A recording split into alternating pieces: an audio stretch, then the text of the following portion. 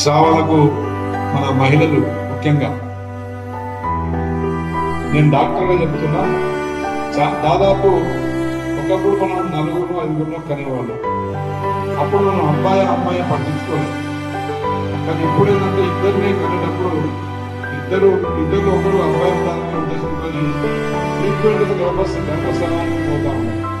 ఒక్కొక్క మహిళ అయితే 3 సార్లు 4 సార్లు 5 సార్లు ఇలా కుటుంబంలో మహిళ కనుక కొంత బాధ్యత తీసుకుంటున్న కుటుంబం, భర్త కావచ్చు, పిల్లలు కావచ్చు, ఎప్పుడైతే మహిళ కొంచెం బాధ్యతలు తగ్గుతుందో భర్త కావచ్చు, పిల్లలు కావచ్చు, కొంత ఆరోగ్యమైన కుటుంబాన్ని చూసినాం.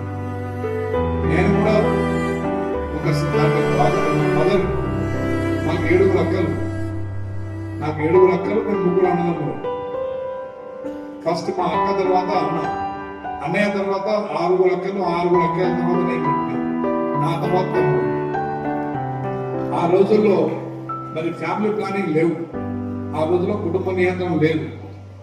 సో కుటుంబ నియంత్రణ లేనప్పుడు మరి ఆసుపత్రుల అవైలబిలిటీస్ లేనప్పుడు ఆ విధంగా 10 మంది ఎంతమంది పుడితే కాన్పు ఆగేదాకా కాన్పులు జరిగేవి. అవునా కాదా మళ్ళీ